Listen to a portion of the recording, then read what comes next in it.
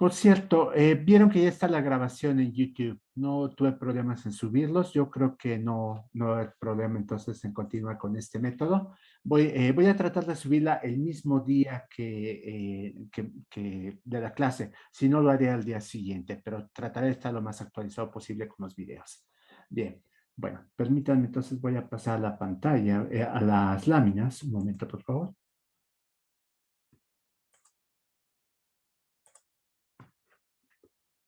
Ahí está. Bien. Bueno, ¿están viendo la pantalla? ¿Si la alcanzan a ver bien o es demasiado pequeña? Sí, sí, se ve. Bien, perfecto. Gracias. Entonces, vamos a ver. Empezamos ya con el contenido del curso el día de hoy, entonces. Les había dicho que lo primero que vamos a hacer un pequeño repaso de cuestiones de inducción y es sobre todo para tener la notación clara. Muchas de estas cosas seguramente ustedes ya las saben. Bien, la cuestión de la inducción es que es un método muy utilizado en matemáticas tanto para definir conjuntos como para definir funciones. Y es utilizado con frecuencia porque es bastante práctico. Vean, por ejemplo, aquí tenemos un conjunto que voy a definir inductivamente. Las listas de números naturales es una notación muy parecida a la que tenemos en varios lenguajes de programación. Estas listas suelen definirse a partir de la lista vacía. Vamos a tener una operación que nos permite crear nuevas listas a partir de listas existentes. Supongamos que ya tenemos esta lista, vean, estoy subrayando en anaranjado, y nosotros queremos crear una nueva lista a partir de esta lista y un número natural. Lo que hacemos entonces es agregar al frente un nuevo número natural. La decisión de agregarlo al frente o al final es una decisión convencional, es decir, podrán ponerlo también al final o al frente, pero la idea es que tengan una sola de ellas para decidir cómo crear nuevas listas. Aquí en particular yo estoy poniendo al frente de la lista, pero puede ser de alguna otra forma. Permítanme, creo que hay gente que quiere entrar. Un momento, por favor.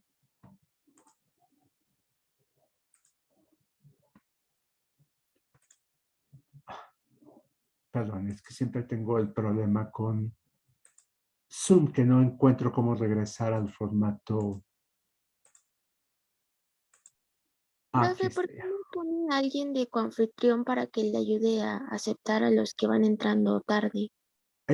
Podría ser, pero como no quiero siempre confiar en que el ayudante está aquí Vladimir podría ayudarme a hacerlo, pero como no siempre va a estar aquí, entonces es un problema, pero gracias por la sugerencia. Voy a ver cómo se hace y lo hago la próxima clase, ya sea él o si uno de ustedes me apoya con eso, lo voy a hacer. Muchas gracias. Ahorita creo que ya todo el mundo está dentro, creo que no tengo nadie en lista de espera. Bien, a ver, un momento, por favor. Aquí, ya vi cómo puedo entrar directamente a la lista. Bien, perfecto. Lo voy a mantener aquí al lado de la pantalla para poderlo hacer. Gracias por la sugerencia. Bien, entonces les decía que aquí estas definiciones inductivas tienen varias cosas en común. La primera es que parten de un conjunto básico, en este caso el conjunto básico tiene un solo elemento, y la segunda es que nos dan una operación o una serie de operaciones para crear nuevos elementos. Ajá. Y estas definiciones inductivas van a ir acompañadas por demostraciones inductivas, que es la parte importante aquí, y más adelante vamos a ver que también vienen acompañadas por funciones que se pueden definir inductivamente. Bien, vamos a ver. Aquí tenemos los números naturales. Es un ejemplo, ejemplo clásico de inducción. Vean, partimos de un conjunto que tiene un solo número natural, que es el número cero, y con la operación de sucesor, que suele representarse así, como S de K, sucesor, sub de K, o simplemente como K más 1, con esa operación lo que hacemos es crear nuevos números naturales. Ahora, esto no se limita solo a los números naturales. En realidad podríamos tenerlo para cualquier conjunto, pero vamos a ver que gracias a esta propiedad esta forma de crear conjuntos, podemos hacer demostraciones inductivas sobre los números naturales. Vean lo que quiero decir con esto es que si ustedes tienen alguna propiedad que quieran demostrar de todos los números naturales, lo que tienen que hacer es pues demostrar que vale para cero. Después formular una hipótesis inductiva que dice, mira, tomo un número arbitrario y voy a suponer que vale para ese número natural arbitrario. Y a partir de esta suposición y de la suposición, bueno, de la demostración de que vale para 0, ustedes lo que hacen es demostrar que vale para m más 1, es decir, para el número que sigue. Esa es la forma en que funcionan las demostraciones por inducción matemática. Voy a poner un ejemplo muy simple. Por ejemplo, la propiedad de que la sumatoria de los primeros n números naturales es igual a n cuadrado más n sobre 2, que es una fórmula que se conoce desde hace mucho tiempo que nos permite abreviar esta operación. Pero porque aquí en lugar de sumar n números, lo que hago es simplemente calcular este valor, que generalmente es mucho más eficiente calcular. Entonces vamos a demostrar que esta propiedad vale para todos los números naturales. Lo que hacemos es, en el primer paso, demostrar que vale para 0. ¿Cómo lo hacemos? Pues simplemente vemos si se cumple esta igualdad, y es claro que sí se cumple, que la sumatoria de los primeros 0 números naturales, como no estoy sumando nada, pues es 0. Y eso es precisamente 0 al cuadrado más 0 sobre 2. Entonces, bastante claro. Formulo una hipótesis inductiva.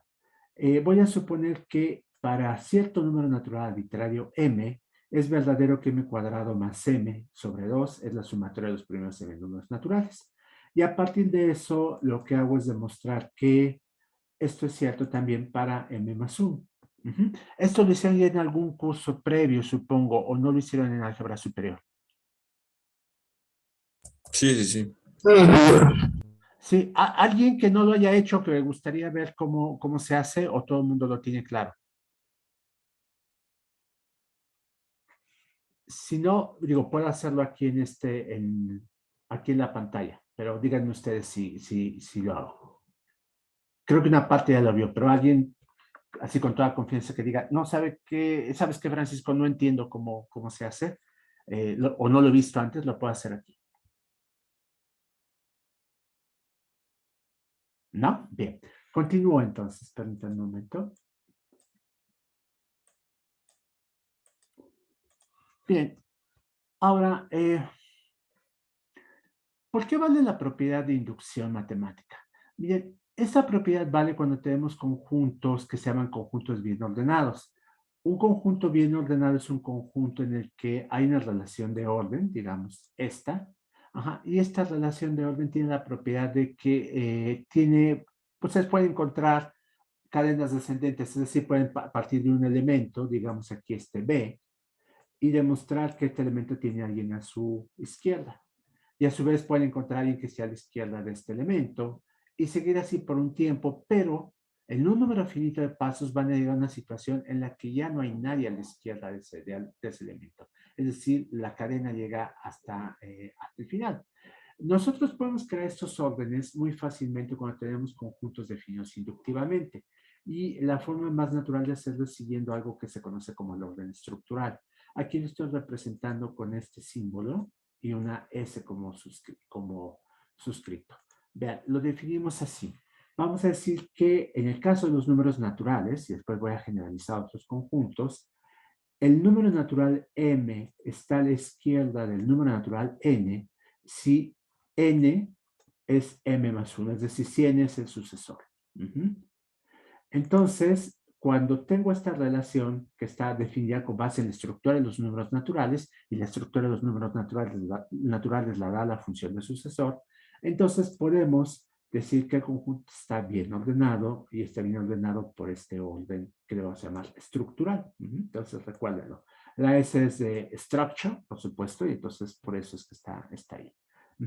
Vean, en conjuntos bien ordenados tenemos la propiedad que les decía hace un rato. Tengo aquí un elemento. Puede ser que yo encuentre a alguien a su izquierda, puede ser que encuentre a alguien a la izquierda de ese alguien, pero voy a tener que en algún momento dado, voy a llegar a un elemento que ya no va a tener nadie a la izquierda.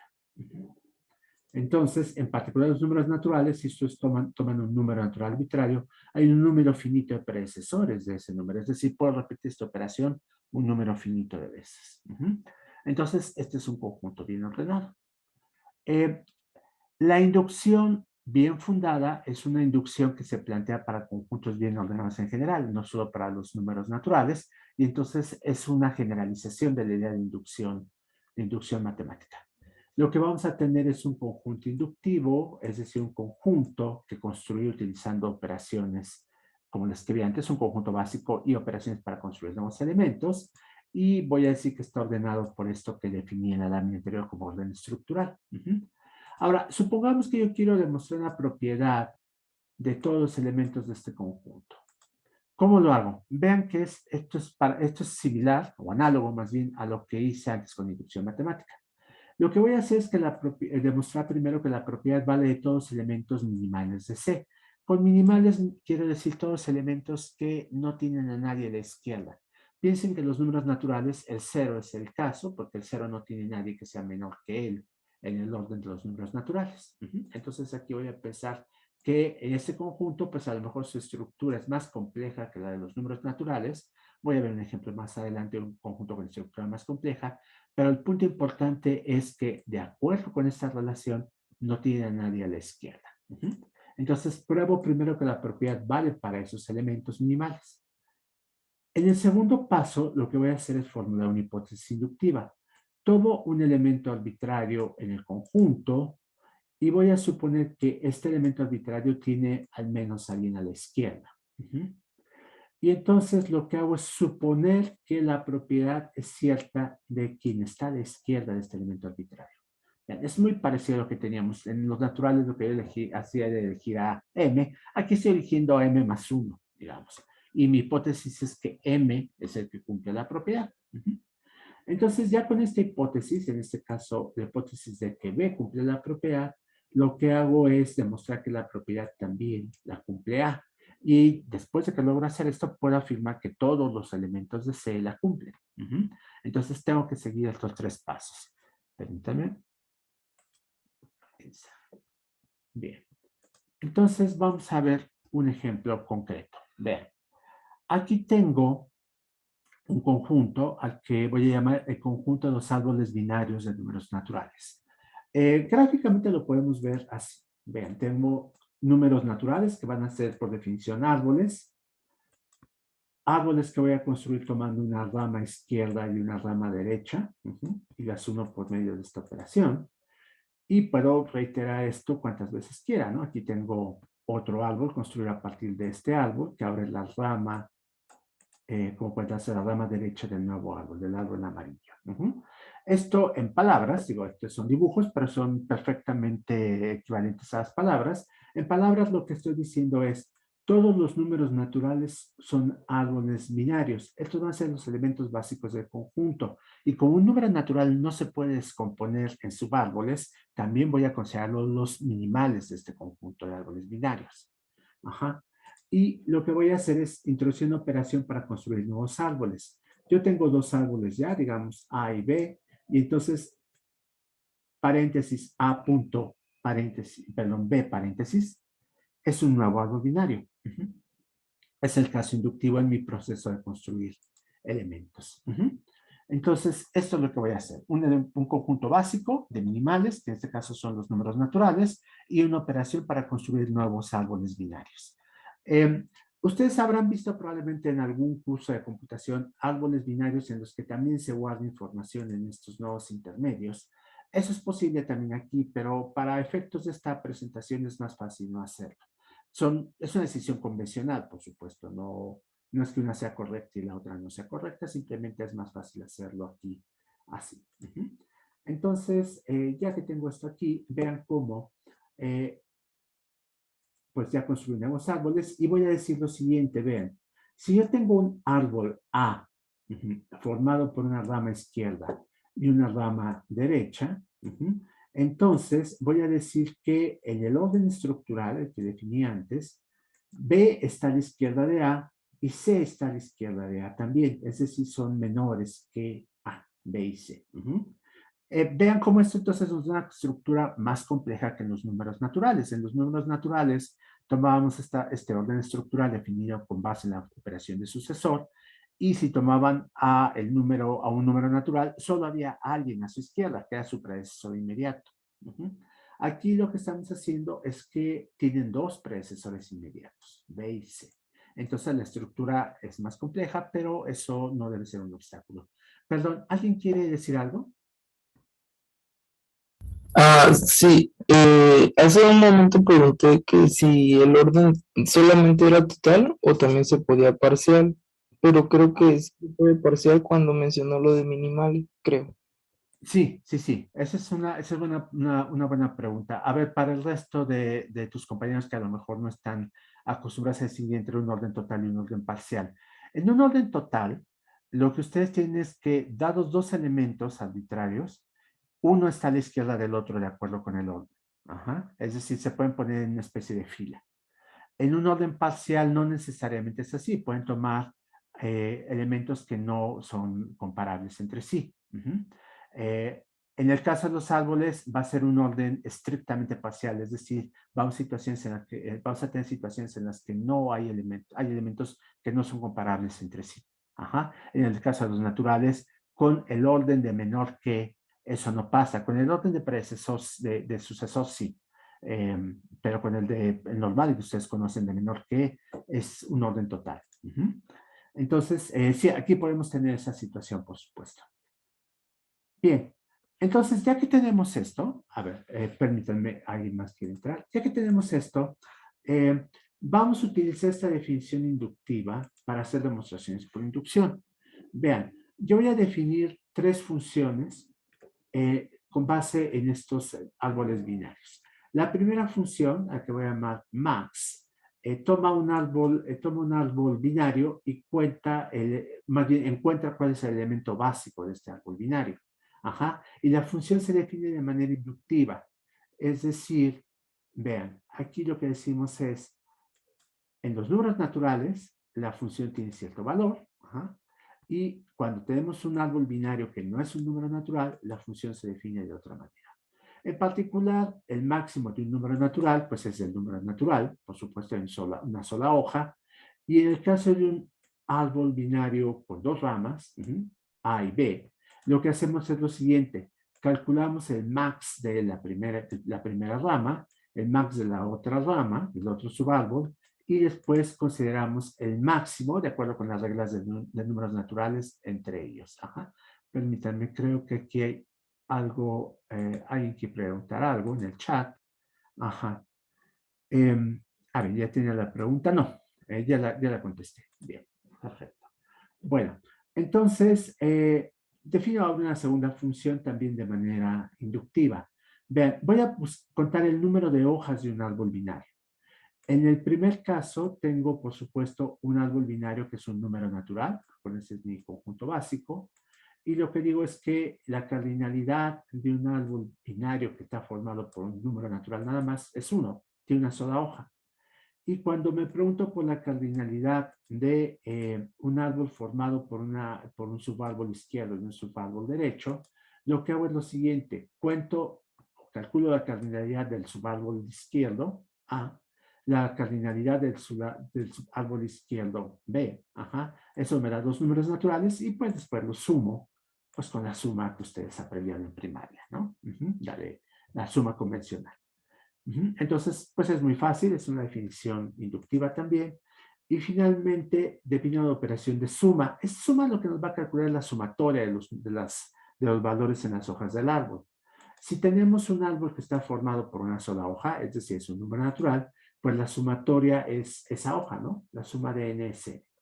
Si tenemos ahora la sumatoria de un árbol formado por dos ramas, lo que hago es sumar las hojas de la primera rama, las hojas de la segunda y después sumo esos dos valores que ya son números naturales. Entonces ya aplico una operación convencional, ¿no? Algo para hacerlo. Eh, entonces, pues es bastante fácil, ¿no? Definir cosas, funciones inductivas de este estilo con conjuntos definidos inductivamente. Por cierto, para los que tienen experiencia programando en Haskell o en ML, perdón, dos lenguajes funcionales muy populares, se dan cuenta que esto que escribí aquí es prácticamente código ejecutable en esos lenguajes. No es muy difícil traducirlo en programa. Se puede hacer casi de inmediato, nada más respetando las convenciones sintácticas de esos lenguajes. Bien, ahora, ya que está esto, voy a enunciar una propiedad que tiene todo árbol binario de números naturales. La propiedad es esta. la sumatoria de las hojas de un árbol está acotada por este valor. Vean, es el máximo el valor máximo de en ese árbol por la cardinalidad de ese árbol. E intuitivamente suena pues que sí, debe ser el caso, ¿no? Digo, si ustedes lo piensan un poco, pues así es, pero pues como estamos en la Facultad de Ciencias, tenemos la tendencia a ver las cosas de otra manera, ¿no? No conformarnos con las explicaciones intuitivas, sino demostrar que efectivamente es así. Entonces, para hacerlo, perdón, dejé de presentar. Sí, Sí, ¿verdad? profesor. Sí, déjame. Ajá. Sí, gracias por la... Ajá, pasó aquí algo con Zoom. Es que Zoom funciona distinto perdón, a Google Meet, si todavía no me acostumbro. Ahora sí pueden ver la pantalla de las láminas, ¿verdad? Sí, sí, Bien, sí. perfecto. Entonces, ya que estamos aquí otra vez en las láminas, déjenme ver esta demostración, cómo se puede hacer. Bien, la demostración vamos a hacerla de la siguiente manera. Vean, acuérdense que necesitamos seguir tres pasos. El primero es el caso básico y es la demostración de que los minimales cumplen la propiedad que estoy enunciando. En este caso, los minimales son los números naturales. Entonces, tomo un número natural arbitrario y aquí no voy a aplicar inducción matemática, puede ser cualquier número. Ajá. Entonces, tomo este número natural y lo que hago es ver que la definición de suma, pues lo que me da es n, es el valor del número, que esto pues se dan cuenta que por la definición de máximo es el máximo de este mismo árbol, es n, ajá, y esto pues hace que por aritmética de primaria es máximo por 1, y esto es precisamente 1, es la cardinalidad de este árbol, ¿no? Entonces, las hojas del árbol. Entonces, tenemos que, pues, para los minimales, la propiedad se cumple de una manera bastante simple, ¿no? Entonces, ese es el primer paso. El segundo paso consiste en formular una hipótesis inductiva. Eso significa que ustedes van a considerar un elemento A, que no es un árbol básico, y lo que hacen es suponer que para su rama izquierda y su rama derecha, que como habíamos visto, están a su izquierda, a la izquierda de A en el orden estructural, que para estos dos elementos B y C se cumple la propiedad.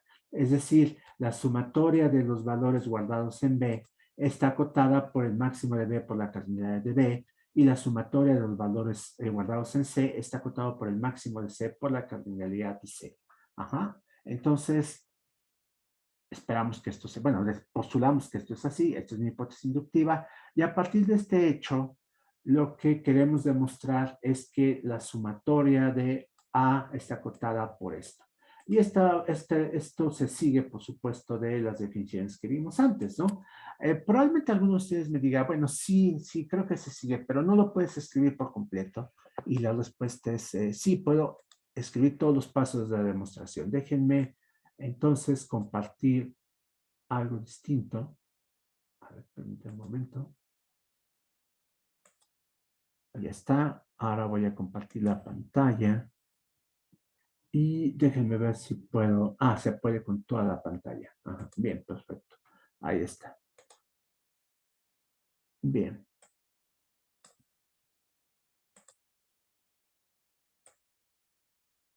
Ahí está. Creo que ven tanto las láminas como una especie de block que tengo al lado. ¿Sí lo ven todos así? Sí, sí, sí, profe. Bien, perfecto. Entonces vamos a demostrar esto. Me voy a regresar. Acuérdense, lo que queremos demostrar es que a ver, voy a escribirlo aquí. La suma, eso sí van a perdonar mi caligrafía, nunca ha sido muy buena, es la razón por la cual empecé a hacer láminas, pero espero que sea suficientemente legible.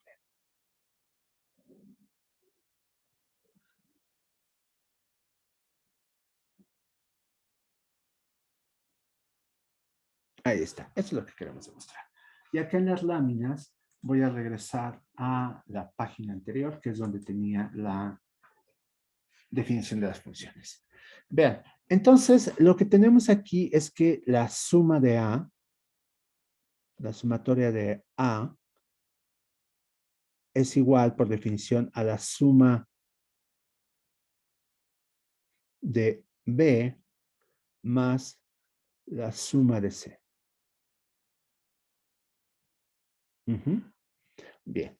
Y esto por hipótesis inductiva, vamos a ponerlo aquí.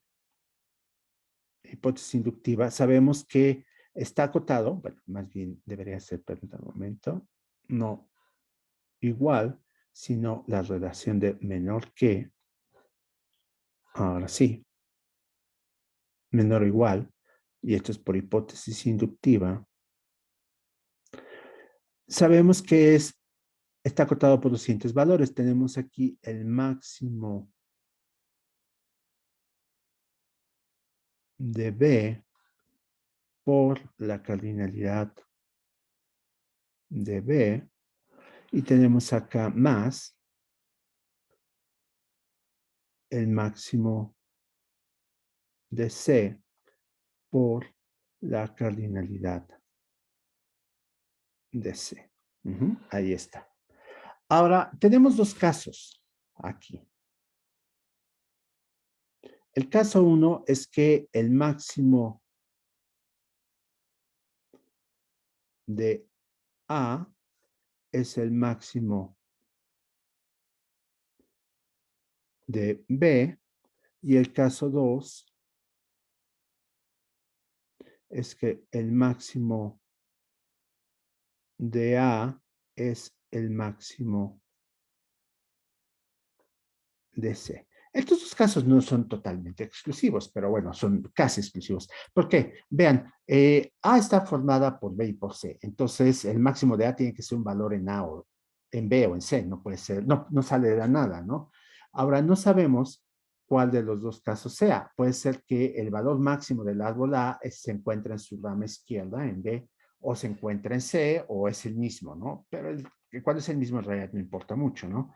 Lo que me importa es cuando esté en un lado o en otro. Entonces voy a hacer mi demostración de tal manera que vamos a ver qué pasa si tengo alguna de estas hipótesis, ¿no? Vamos a tomar la hipótesis número 1. Ajá. Bien, ahora, permítanme, voy a regresarme un poco hacia arriba.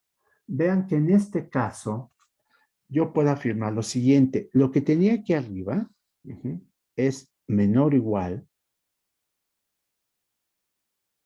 que esto. Vean, dado que el máximo de A es el máximo de B, entonces yo sé que el máximo de B es mayor o igual que el máximo de C, ¿se dan cuenta?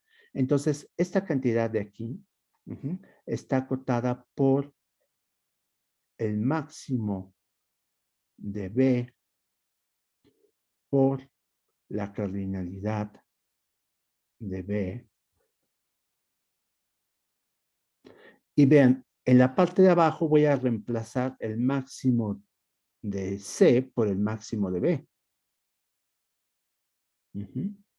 ¿Por qué razón? Pues porque el máximo de B es mayor o igual que el máximo de C. Entonces esta desigualdad se mantiene por la cardinalidad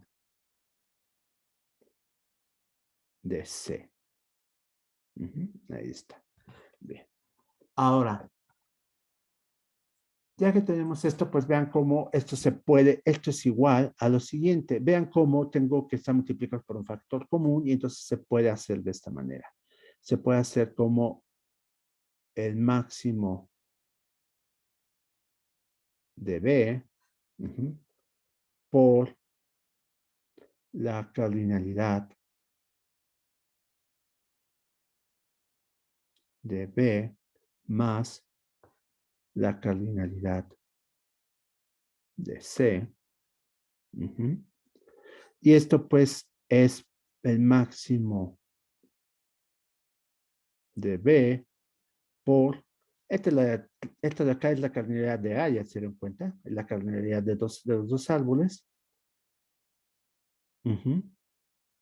Y como el máximo de B y el máximo de A son el mismo, entonces esto es el máximo de A por la cardinalidad de A. Y pues ahí terminé. Terminé el caso 1. Ahora, el 2 es análogo, ¿se dan cuenta? porque en el caso 2 lo que hago es reemplazar a la cardinalidad de B por el máximo de B por el máximo de C y me da lo mismo, ¿no? Puedo factorizar y demás. Entonces, aquí, aplicando la hipótesis inductiva, vean cómo descompuse un lado de la desigualdad de una manera distinta y entonces voy a factorizar y hacer eso. En realidad, todas las demostraciones por inducción pues se basan en entender cómo fueron las definiciones inductivas de las funciones y en aplicar esas definiciones para llegar a donde queremos. Se puede volver algo bastante mecánico. Ajá, aquí, como ustedes nunca lo habían visto, pues lo escribí completo para que lo puedan ver, pero pues se dan cuenta que no hay ninguna magia, simplemente está este hecho de que usamos la estructura inductiva del conjunto y utilizamos las definiciones inductivas de las funciones para demostrar lo que queríamos. Ajá. Entonces, esto lo vamos a hacer varias veces a lo largo del curso con otros conjuntos. Lo que quiero es, primero, desmitificar la noción de que la inducción matemática es algo que corresponde a los naturales. Cualquier conjunto definido inductivamente tiene una noción inductiva de demostraciones por inducción asociada, como esta, y hacerlo así además es mucho más fácil. Hay libros, se van a encontrar ustedes algunos textos, sobre todo textos antiguos, ya la gente casi no lo hace ahora, afortunadamente, pero textos antiguos en los que la gente lo que hace es codificar de alguna manera los números naturales en estos conjuntos como árboles binarios, números naturales, y después hace inducción matemática a la antigüita, ¿no? No vale la pena. Si el conjunto es inductivo, las demostraciones se pueden hacer directamente utilizando la estructura inductiva del conjunto y es mucho más fácil y transparente. Bueno, eso espero. ¿Preguntas sobre esta demostración? ¿No? Bueno, entonces ahí está, queda grabada en el video. Déjenme regresar las láminas nada más. Un momento, por favor. Ahí está.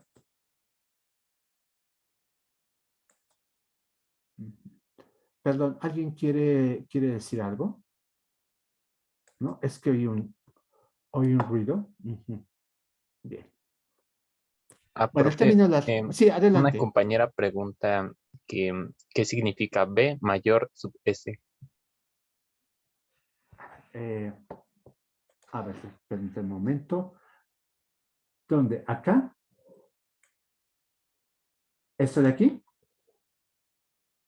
A ver, déjenme ver. A ver si puedo ver el chat. Ajá, sí, eso. Bien, precisamente lo que acabo de decir, de acuerdo con la estructura inductiva del conjunto, lo que estoy diciendo es que si A es un elemento construido a partir de B, ajá, entonces B está a la izquierda de A. Simplemente este orden lo que refleja es la aplicación de operaciones de construcción de nuevos elementos. En el caso de los naturales tendrías aquí n más 1 y de este lado n. En el caso de los árboles binarios tendrías... A ver, déjame presentar este ejemplo directamente. Tendrías que este árbol, este de aquí, está a la izquierda de este otro. Ajá, te das cuenta aquí, este árbol le podemos llamar, por ejemplo, el árbol B. Y entonces afirmamos que, de acuerdo con el orden estructural, B está a la izquierda de A. A sería este árbol amarillo, B sería el árbol verde. No sé si eso contesta tu pregunta. Perfecto, gracias Julieta. Entonces, seguimos con el curso. Creo que ya estoy encontrando un poco el modo a esto. Ya vi cómo tiene una ventana con el chat de manera permanente. Entonces ahí, si aparece algo, podré reaccionar más rápido. Bien, entonces estábamos acá con que habíamos hecho las demostraciones por inducción y esto les decía que va a ser una herramienta que voy a utilizar a lo largo del curso. Voy a hacer demostraciones por inducción, en ocasiones será inducción matemática, en ocasiones será inducción sobre conjuntos más complejos que los números naturales. Bien. Bueno, la siguiente cosa que quiero presentar es las relaciones y sus cerraduras transitivas y reflexivas. Todo el mundo sabe que es una relación, saben que una relación es pues un subconjunto del producto cartesiano de ese conjunto consigo mismo. Bien. Por ejemplo, tomen aquí este conjunto A y tomen una relación acá. Entonces quedamos que R es un subconjunto del producto cartesiano de A cruz A. Y vamos a calcular a partir de esta R la cerradura reflexiva y transitiva. ¿Qué quiere decir con esto? Vean cómo mi relación R no necesariamente es reflexiva. Es decir, si tomo la relación de menor que en los números naturales, esa relación no es reflexiva. Ningún número es menor a sí mismo, ¿no? Bien, si tomo la relación de sucesor, esa relación tampoco es no es reflexiva, pero tampoco es transitiva. Es decir, si ustedes toman 5, 5 es el sucesor de 4, y 4 a su vez es el sucesor de 3. Pero no pueden decir que 5 sea el sucesor de 3, ¿se dan cuenta? Porque 4 es bien en medio. Entonces no es una relación transitiva.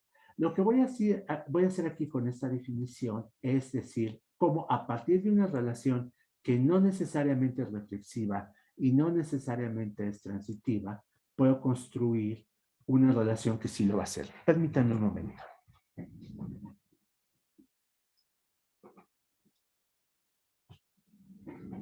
Un momento, por favor. Un momento, por favor.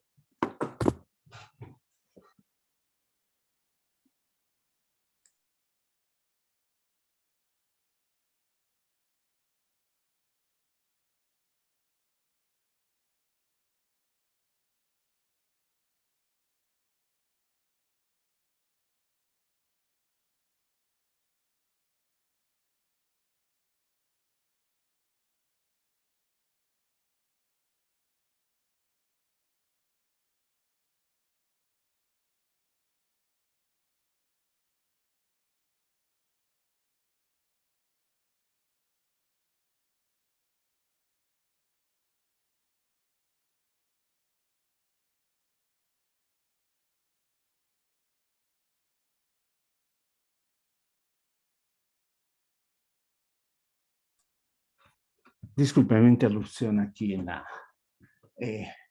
casa, pero ya, asunto resuelto, perdón. Entonces estábamos con que tenemos que la cerradura reflexiva y transitiva se calculaba de una manera que voy a explicar a continuación. Vean, el primer paso va a ser calcular la fase reflexiva de la relación. Lo que hago es lo siguiente. No importa en realidad cómo sea R, voy a agregar a la relación todos los pares ordenados de esta forma. A, A, es decir, todo elemento del conjunto se va a relacionar consigo mismo. Bien. El segundo paso consiste en lo siguiente. En este segundo paso, lo que hacemos es que la relación, pues la conservamos tal y como estaba. Es decir, R1 va a ser igual a R. Y lo que voy a definir ahora es el paso inductivo. En el paso inductivo, lo que hago es lo siguiente. Voy a suponer que yo ya realicé el paso enésimo. Y ahora voy a agregar en el paso n+1 todos los pares ordenados de este tipo. A está relacionado con B. Si ocurre que en el paso anterior A está relacionado con C, que existe un C, perdón, tal que A está relacionado con C y C está relacionado con B. Entonces lo que hago es pues saltarme a este elemento intermedio C. Ahí está. Bien. Ahora, después de repetir esta operación un número infinito de veces, ustedes pueden decir, bueno, ¿cómo se repite esto un número infinito de veces? Es una definición matemática, por supuesto. Estamos diciendo que en principio se podría hacer esto cuantas veces sea necesario. Lo que voy a decir es que la cerradura reflexiva e inductiva de una relación, perdón, reflexiva y transitiva de una relación, es la unión de todas estas fases que creé anteriormente. Y voy a decir que la cerradura transitiva, es decir, sin necesariamente el paso reflexivo, es la unión de todos estos pasos salvo el paso inicial. Vean cómo aquí el índice está tomado como n+1, es decir, 0 no entraría en este elemento. La relación podría entonces al final resultar no reflexiva si no era reflexiva desde el principio o si no se volvió reflexiva en el momento en que agregué nuevos elementos, que podría ser que en algunos casos sí me hagan reflexiva la relación, en otros no, pero no necesariamente lo es. En este otro caso, en R estrella, sí tengo la garantía de reflexividad. Bien, ahora sí, ¿preguntas? Esa cerradura es la que se podía encontrar con un algoritmo, creo que se llamaba Warshall o algo así, que era como una tablita. Para gráficas finitas, efectivamente. Ajá, hay un algoritmo para encontrar la cerradura reflexiva y transitiva de una gráfica. Las gráficas son finitas, entonces no hay ningún problema por eso. ¿Por qué razón? Piensa en realidad que en un conjunto finito A y una relación R totalmente arbitraria, se puede definir como una gráfica. En realidad es una gráfica, es la definición exacta de una gráfica. Y por lo tanto, pues el algoritmo que utilizas para gráficas funciona aquí. La razón por la que puedes terminar siempre en un tiempo finito es porque la gráfica tiene un número finito de nodos. En este caso, el conjunto A tendría que ser finito y por lo tanto hay un número finito de elementos ahí y entonces puedes calcular la relación de manera estática, vamos a decirlo así, de alguna manera, antes de algún proceso posterior, calcular la cerradura reflexiva y transitiva. Cuando tienes conjuntos infinitos, no siempre es posible hacerlo. Entonces, lo que tienes que hacer es pensar que si en principio es posible encontrar que dos elementos están relacionados de acuerdo con la cerradura reflexiva y transitiva de una relación, tú tienes que tener un modo de hacerlo. Hay lenguajes de programación en los que estos cálculos es posible hacerlos. En Haskell se puede hacer. Esto también es básicamente código ejecutable y lo que tienes que hacer simplemente es tener cuidado de que sigan las reglas de lo que se llama evaluación perezosa.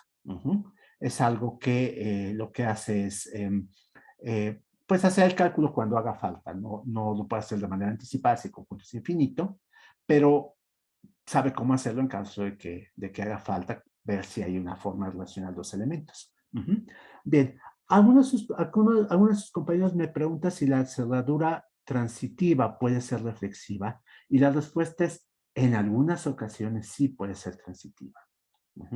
Eh, pero no necesariamente. ¿Qué quiere decir con esto? Piensa nuevamente en una gráfica en la que hay ciclos. A partir de cualquier elemento pueden encontrar un ciclo. Se para en un nodo y hay un ciclo que a partir de ese nodo. En ese caso, cuando ustedes calculan cerradura transitiva, también va a ser reflexiva porque van a detectar el nodo y van a agregar el arista que va del nodo a sí mismo. Entonces, sí puede ser, pero no necesariamente es el caso. Ese es el punto. Por eso es que se llama solo cerradura transitiva.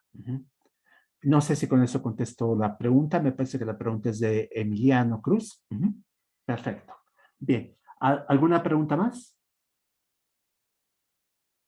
¿No? Yo Bien. tengo una pregunta, bueno, una duda que me quedó de hace ratito. En sí, la inducción la podemos hacer en conjuntos donde haya un orden o conjuntos que haya un mapeo entre los naturales que ya es un orden hacia el conjunto que estemos trabajando. No necesitas hacer ningún mapeo con los naturales. Es precisamente lo que hemos visto aquí. Les decía que hay mucha gente que busca mapeos y que esos mapeos pueden ser bastante retorcidos, eh, pero no son necesarios. Si el conjunto tiene una estructura inductiva, entonces, pues puede trabajar sobre esa estructura inductiva. No siempre es posible hacer un mapeo exacto. ¿Por qué razón? Porque el conjunto que tú definiste inductivamente tal vez tenga una estructura arbórea, como de los números de los árboles binarios, en los que se va ramificando la relación de precedencia, este orden estructural, o puede ser una relación mucho más compleja. Pueden ser una relación que no sea para nada arbórea. Entonces, a la hora que tú intentas mapear estos los números naturales, aunque es posible hacerlo en principio, porque pues ambos conjuntos tienen la cantidad de los naturales, entonces debe haber un mapeo uno a uno entre ellos. El mapeo puede ser que pierda o oscurezca al menos las relaciones inductivas en el conjunto que estás trabajando. Entonces, no es necesario hacerlo. No sé si eso aclara tu pregunta. Sí, sí, gracias. Perfecto. Bueno, muy bien. Entonces, bien, me pregunta Raúl Bernal, ¿por qué R sí estaría considerando R0 y R más no lo considera? Bueno, precisamente en R estrella queremos garantizar que hay reflexividad y en R más no nos interesa garantizar que la haya. Entonces, lo que hacemos es eliminar el paso 0. Entonces, es la definición, digamos, porque nos conviene definir dos objetos separados. Definimos uno con la propiedad de reflexividad garantizada y definimos el otro sin esa propiedad garantizada. A veces nos conviene más fijarnos en uno que en el otro. Es simplemente eso. Depende de tus fines prácticos. Sí, ahí lo que dice Emiliano, es la dimensión de paso 0 es una convención. Bien. Bueno, si no hay más preguntas, déjenme ver qué sigue en la próxima lámina. Viene la definición de alfabeto. Bien, veo que hay otra pregunta más. Permítanme. ¿Puede acercarse que en el conjunto A la inducción no sea suficiente? El conjunto A. Un conjunto de... te refieres no a lo que vimos ahorita de relaciones reflexivas, sino a lo que vimos antes, ¿no? Bien. Si tu conjunto no tiene estructura inductiva y no puedes tener este orden estructural bien fundado, entonces la inducción no te es suficiente. Pero si el conjunto la tiene, sí lo es. Es algo que se llama principio de inducción. Si estás en el curso de lógica computacional, ahí voy a demostrar por qué la inducción es suficiente. Este curso, pues no necesita esa demostración. Ustedes pueden dar por hecho que la inducción siempre funciona, pero por supuesto para los escépticos que digan, no me basta con la afirmación del profesor de los libros de texto de que se puede, pues pueden consultar la demostración de eso en las láminas de la sección 1 del curso de lógica computacional. Pero sí, si el conjunto está definido inductivamente y nos da un orden bien fundado, entonces sí, basta con eso. No se necesita la maquinaria como el lema de Sound aquí, afortunadamente. Si yo quiero generalizar esto a otro tipo de conjuntos, sí necesito el lema de Sound. Para el resto del grupo, el lema de Sound es un lema entre conjuntos que de alguna manera es equivalente al axioma de elección. Que son palabras pesadas entre conjuntos. Porque hay dudas sobre realmente la validez de este axioma. Si debe o no considerarse válido. Hay gente en matemáticas que prefiere hacer matemáticas sin él. Nada de esto es un problema. Aquí estamos trabajando con conjuntos muy pequeños en los que no tenemos que preocuparnos al respecto. Entonces no hace falta esa maquinaria. En otros cursos, por ejemplo, que veo semántica en lenguajes de programación, hace mucho que no doy la materia, pero cuando la daba, utilizaba una demostración que necesitaba el lema de Sound para poder afirmar que sí, que era el caso. Aquí no. En el árboles binarios, tal y como los definí, no hace falta el lema. Bien. Entonces, les decía que en la siguiente lámina, en la 12, ya empieza un tema nuevo. Nos quedan 6 minutos de clase. ¿Les parece bien que continúe con esto el viernes? Claro, profe. Bien, perfecto. Pues muchísimas gracias. Entonces, la grabación la subo en cuanto esté lista. Bien, a los que están en lógica computacional los veo en un minuto. Permítanme un mensaje más antes de terminar. Así. Bien, bueno, pues muchas gracias entonces y nos vemos al rato.